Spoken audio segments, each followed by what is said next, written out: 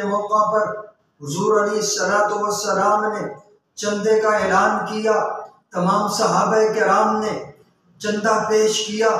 حضرت عمر فاروق رضی اللہ تعالیٰ عنہ جب چندے کا مال لے کر حاضر ہوئے، حضور علیہ السلام نے سوال کیا، عمر کیا لے کر آئے ہو؟ کیا گھر چھوڑ کے آئے ہو؟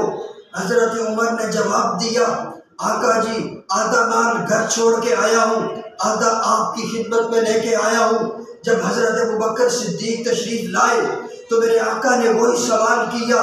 حضرت ابوبکر صدیق نے کہا، آقا جان آپ نے لے کے آنے کو کہا تھا، واپس چھوڑنے کی بات تو ابوبکر نے سنی کوئی نہیں تھی، اسی لیے تو علامہ اقبال نے کہا، پروانے کو چراغ ہے بلبل کو پھول بس، صدیق کے لیے ہے خدا کا رسول بس۔ پھر مجھے کہنے دیجئے جو نبی کے من کو بھا جائے اسے صدیق کہتے ہیں، جو نہ گھبرائے نہ پچھتائے اسے صدیق کہتے ہیں، جو سب سے پہلے آ جائے اسے صدیق کہتے ہیں، نبی ہو جس کے کندھوں پر اسے صدیق کہتے ہیں۔